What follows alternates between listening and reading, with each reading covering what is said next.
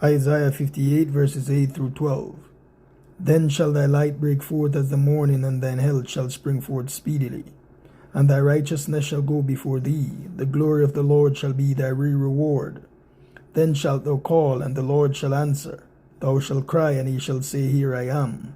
If thou take away from the midst of thee the yoke, the putting forth of the finger, and speak in vanity, and if thou draw thy soul to the hungry, and satisfy the afflicted soul, then shall thy light rise in obscurity, and thy darkness be as the noonday.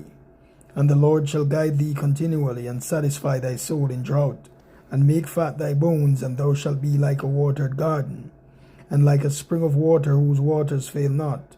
And they that shall be of thee shall build the old waste places.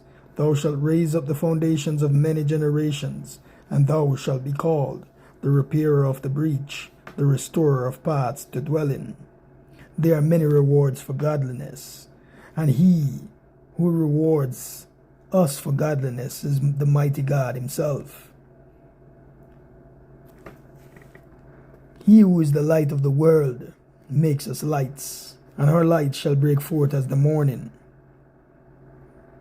a part of our reward, and our health shall spring forth speedily as the light of the living God. The life of the living God now dwells on the inside of us, that quickens our mortal bodies and restores us in our very health. Thy righteousness shall go before thee. Now this righteousness that the Lord has made us, the righteousness of God in Christ Jesus, this righteousness goes before us. This is the Lord himself that goes before us and does his work himself. The glory of the Lord shall be thy reward. When we call, the Lord shall answer. When we cry, he shall say, Here I am, validating that he'll never leave us nor forsake us.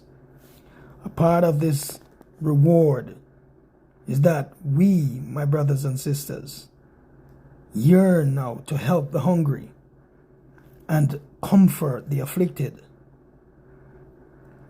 We shall see our lights rise incomprehensible because of this. The glory of the Lord in us, as the light shineth in the darkness, and the darkness comprehends it not.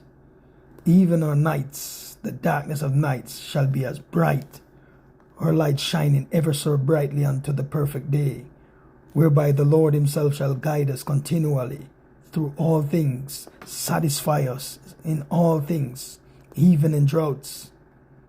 And we shall be like a watered garden, springing from the fountain of life.